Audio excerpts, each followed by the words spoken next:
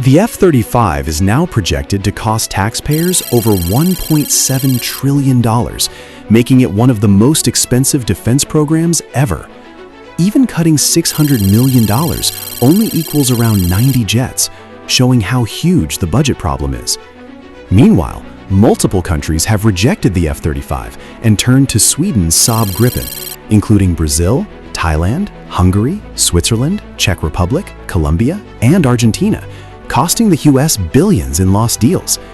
This isn't just jet versus jet, it's tech independence versus dependence, because many nations want to own the technology, not rely on foreign control.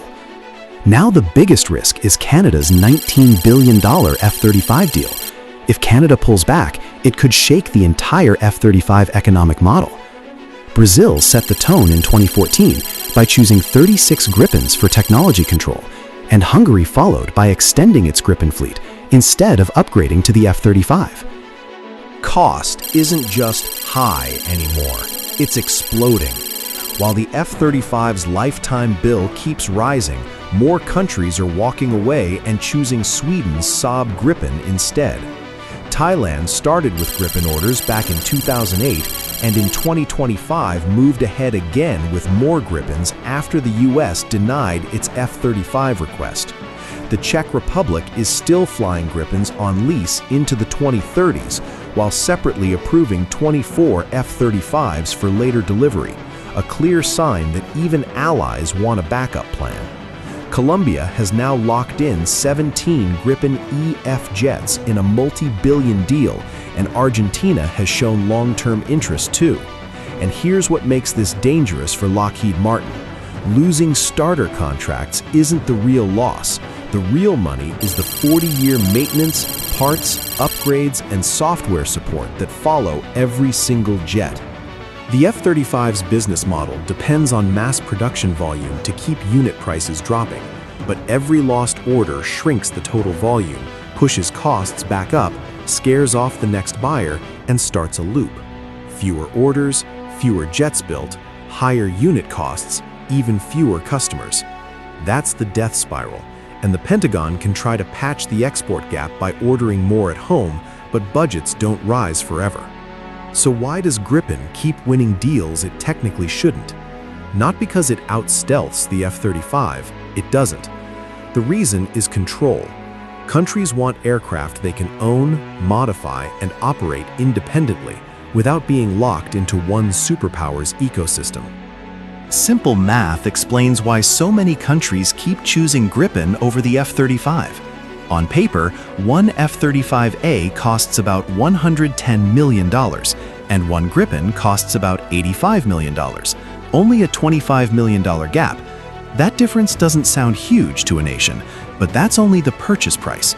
The real cost is the 40-year life cycle: maintenance, spare parts, fuel, pilot training, and constant software upgrades. Over decades, the gap becomes massive. For a fleet like Canada's 88 jets, the F-35 can burn through around $77 billion over 40 years, while Gripen sits closer to $32 billion, a $45 billion difference, meaning Gripen is roughly 58% cheaper long-term. But the real reason isn't only money, it's control. With the F-35, nations are locked into an American system where software, maintenance tracking, and upgrades remain dependent on US infrastructure and approvals, meaning you're tied into a long-term ecosystem. Gripen is built differently. Saab offers deeper technology access, and countries like Brazil have pursued strong local control, repair capability, upgrades, and industrial independence. That's why smaller and mid-sized countries prefer it. They don't want their Air Force to become a 40-year subscription service tied to a foreign power. Lockheed Martin knows this threat is real, and they tried to stop the bleeding with 3 moves. First, industrial pressure, promising assembly lines, factories, and thousands of jobs to sway decisions, like offering local production deals to countries considering alternatives. But governments understood those jobs were dependent on Lockheed's permission and could disappear any time. Second, political pressure, pushing NATO partners to buy F-35 for interoperability.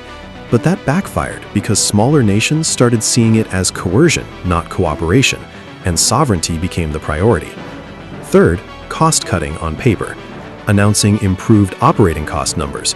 But countries that bought early reported real-world costs far higher than what was advertised, so trust collapsed. 3 strategies, 3 failures. And now the biggest threat is Canada, because this isn't just another buyer. Canada is the domino that could shake the entire F-35 economic model, and if it falls, the whole system could start cracking. Canada isn't like the previous 7 countries that picked Gripen. Canada is a founding NATO member, a core US ally, and one of the original partner nations in the F-35 program. And the stakes are massive. 88 F-35As worth about 19 billion dollars, one of the biggest fighter deals in the West. If Canada ever steps back, that signal would travel worldwide, because it would prove even America's closest partner can question the F-35's long-term value. But Canada's real challenge isn't only budget, it's geography. Canada must defend an enormous Arctic region in brutal conditions, and that's where the fit versus misfit debate begins. The F-35 is built for high-end networked warfighting, but it depends on a complex sustainment ecosystem. Mission and maintenance data is designed to flow through its logistics system, ALIS or Odin, and supporting infrastructure, which makes operations more demanding than traditional fighters. Gripen, on the other hand, is designed for dispersed operations. Saab says Gripen can operate from 800 by 16-meter highway-style runways, needs less ground support, and is built to stay functional in harsh environments. Saab has also run winter trials for Gripen E on snow/ice strips in northern Sweden to validate cold weather operations and maintenance routines. That's why for countries that prioritize fast turnaround, simpler logistics, and local control, Gripen looks like a practical Arctic-style tool, not a fragile luxury jet. And here's the domino risk.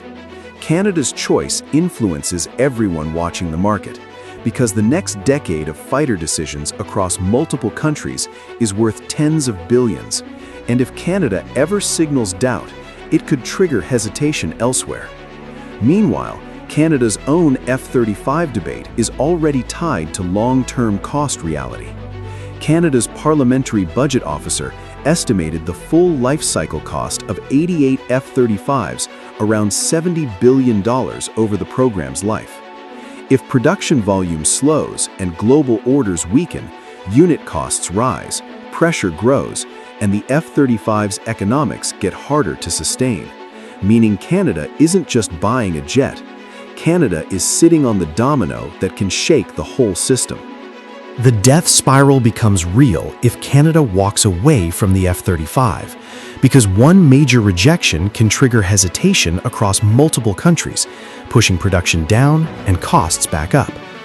But there's another possible outcome. Canada could stay with the F-35 under political pressure from Washington, which would temporarily keep other NATO allies aligned and slow the domino effect. That's why the real question isn't which jet is better, it's whether Ottawa chooses independence or alliance. If you've made it this far, subscribe to the channel, because Canada's decision could shape the global defense industry for the next 30 years. 7 dominoes have already fallen: Brazil, Thailand, Hungary, Switzerland, Czech Republic, Colombia, and Argentina. And even though each had different reasons, they all reached the same conclusion. For many mid-sized and smaller nations, the F-35's cost is climbing beyond the value it delivers. Now the 8th domino is wobbling. Canada hasn't made its final move yet, but the clock is ticking, and Ottawa must choose between cutting-edge capability with long-term dependence or good enough capability with real autonomy. This isn't a purely technical decision. It's a philosophical decision about Canada's place in the world order. Lockheed Martin is facing a paradox of its own creation. They built one of the most advanced fighters ever, but the system is so complex and expensive that many countries can't truly own it independently. That forces nations to choose between military power and technology sovereignty, and more are choosing sovereignty. So the final question isn't who wins the F-35 versus Gripen battle, it's whether the future weapons export model, built on long-term tech dependence, can survive in a world that increasingly values strategic independence. What do you think? Share your perspective in the comments. This video is an analytical work based on publicly available information and hypothetical scenarios for reference only, and it does not reflect official decisions by any individual, organization, or government.